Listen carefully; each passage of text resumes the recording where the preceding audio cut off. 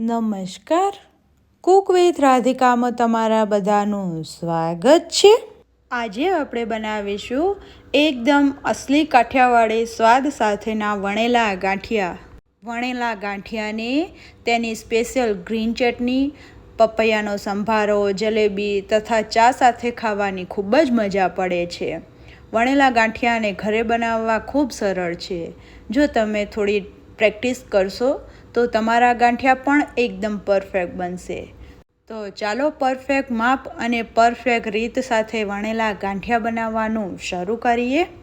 વણેલા ગાંઠિયા બનાવવા માટે સૌપ્રથમ આપણે એક મોટું મિક્સિંગ બાઉલ લઈ લઈશું અને તેની ઉપર એક ચારણી રાખી દઈશું અને તેમાં વજનના માપથી 250 ગ્રામ તથા કપના માપથી 2.5 કપ જેટલો બેસન એડ કરી દઈશું।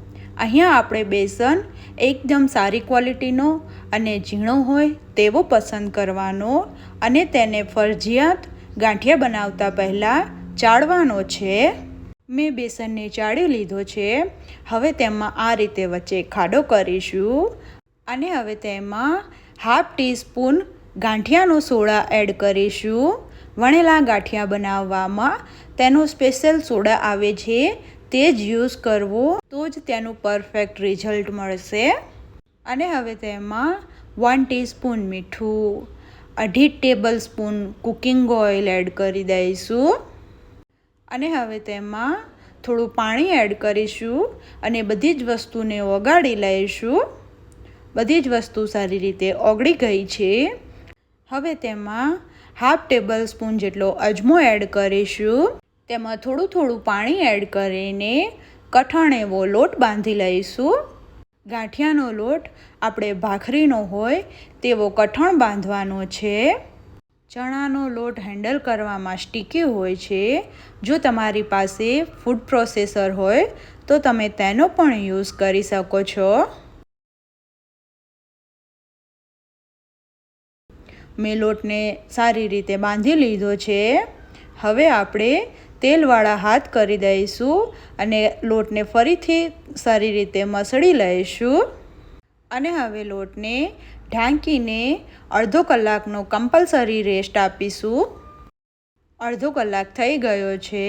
આપણે લોટને જોઈ લઈશું। તમે જોઈ શકો છો કે વ્હાઈટ કલરના સ્પોટ દેખાય છે, એટલે કે આપણો લોટ એકદમ સરસ રીતે સેટ થઈ ગયો છે। હવે આપણે તેમાંથી એક મીડિયમ સાઇઝનો લુવો લઈશું અને હાથમાં પાણી લગાવી દઈશું અને તેને ગુલ્લું કરતા હોય તે રીતે સારી રીતે મસળી લઈશું। લોટને આ રીતે બે હાથની વચ્ચે મસળીને થોડો સોફ્ટ કરવાનો છે।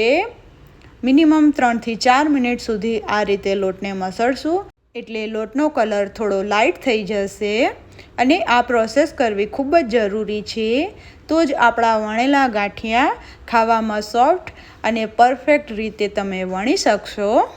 મેં લોટને સારી રીતે મસળી લીધો છે અને તેનો કલર પણ લાઇટ થઈ ગયો છે, તમે જોઈ શકો છો। સેમ આ રીતે હવે આપણે બધા જ લોટને મસળી લઈશું। હવે આપણે ગાંઠિયા વણવા માટે ફરજિયાત લાકડાનું ચોપિંગ બોર્ડ, ઉરસિયો કે પછી પાટલો લઈશું। તેને થોડા તેલની મદદથી સારી રીતે ગ્રીસ કરી લઈશું અને અહીં આપણે ગાંઠિયા તળવા માટે તેલ ગરમ કરવા રાખી દઈશું। ગાંઠિયા વણવા માટે આપણે એક મીડિયમ સાઇઝનો લુવો લઈશું અને તેને થોડા ગરમ તેલમાં ડીપ કરી લઈશું। ગાંઠિયાના લુવાને ચોપિંગ બોર્ડ પર રાખીશું અને તેમાં અધકચરા વાટેલા મરી નાખીશું। તમે ફરસાણવાળાની દુકાને જોઈશો તો આ રીતે ગાંઠિયા વણતા પહેલાં જ તેમાં મરીનો પાવડર એડ કરીને સારી રીતે મસળે છે। સેમ આપણે પ્રોસેસ કરીશું। હવે એક લુવો બનાવી લઈશું સિલિન્ડ્રિકલ। ગાંઠિયા વણવા માટે લોટ રેડી થઈ ગયો છે। હવે આપણે ગાંઠિયાને વણીશું, તો એ માટે આપણે હથેળી તથા આંગળીના વચ્ચેના ભાગનો ઉપયોગ કરીને ગાંઠિયા વણવાના છે।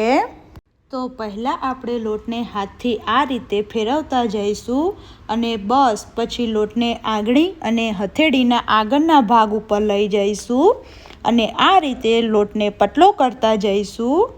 તો આ રીતે લોટ પતલો થાય એટલે હાથને ઉપાડીને લોટને ફરીથી પતલો કરતા જઈએ તો તમે જોઈ શકો છો કે આપણે જેમ હાથ ઉપાડીએ છીએ તેમ લોટ પર વળ ચડતી જાય છે, જેનાથી એકદમ સરસ ગાંઠિયા વણાય છે.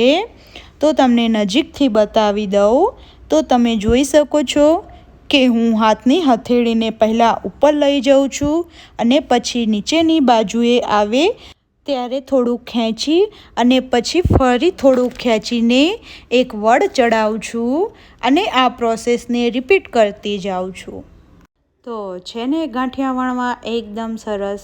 જો તમે આ પ્રોસેસને એક વખત ધ્યાનથી જોશો અને થોડી પ્રેક્ટિસ કરશો તો તમારા વણેલા ગાંઠિયા પણ એકદમ પરફેક્ટ બનશે. હવે આપણે ગાંઠિયાને ફ્રાય કરી લઈશું. ગાંઠિયા ફ્રાય કરવા માટે આપણે મીડિયમ ગરમ તેલ જોઈશે. ગાંઠિયાનો એક નાનો ટુકડો નાખીએ તો તે ધીરે રહીને ઉપર આવે છે. બસ આટલું પરફેક્ટ તેલ જોઈશે આપણે ગાંઠિયા ફ્રાય કરવા. તેલમાં હવે આપણે વણેલા ગાંઠિયા એડ કરી દઈશું. ગાંઠિયાને તેલમાં એડ કર્યા પછી તેને પલટાવવાની બિલકુલ પણ જલ્દી ના કરવી, એની મેળે જ ઉપર આવશે. ગાંઠિયા એની મેળે તેલની ઉપર આવી ગયા છે, તમે જોઈ શકો છો. ગાંઠિયા ફ્રાય કરતી વખતે ગેસની ફ્લેમ આપણે સ્લો ટુ મીડિયમ રાખવાની છે. હાઈ ગેસની ફ્લેમ તો બિલકુલ પણ કરવાની નથી, નહીંતર ગાંઠિયા બહારથી તો તળાઈ જશે પરંતુ અંદરથી કાચા રહી જશે. વણેલા ગાંઠિયા પોચા હોય છે એટલા માટે આપણે તેને ક્રિસ્પી ફ્રાય કરવાના નથી. તમે જોઈ શકો છો કે ગાંઠિયાને આપણે જ્યારે તેલમાં એડ કર્યા હતા ત્યારે બહુ બધા બબલ્સ હતા, જે હવે એકદમ ઓછા થઈ ગયા છે, એટલે કે આપણા ગાંઠિયા તળાઈ ગયા છે. તેને એક કિચન પેપર પર એડ કરી દઈશું જેથી વધારાનું તેલ શોષાઈ જાય. અને હવે ગરમ ગરમ ગાંઠિયા ઉપર આ રીતે હિંગ સ્પ્રિંકલ કરી દઈશું જેથી પચવામાં એકદમ હળવા રહે. ગાંઠિયા સાથે ખાવાની મજા આવે તેવા મરચાંને ફ્રાય કરી લઈશું. મરચાં સોફ્ટ થઈ ગયા છે, તેને નીકાળી દઈશું. મરચાં ગરમ ગરમ હોય ત્યારે જ તેના ઉપર થોડું મીઠું સ્પ્રિંકલ કરી લઈશું. હવે ગાંઠિયા સાથે ખાવાની મજા આવે તેવી લચકો ચટણી બનાવી લઈશું. તો એ માટે મેં નાનું મિક્સર જાર લીધું છે.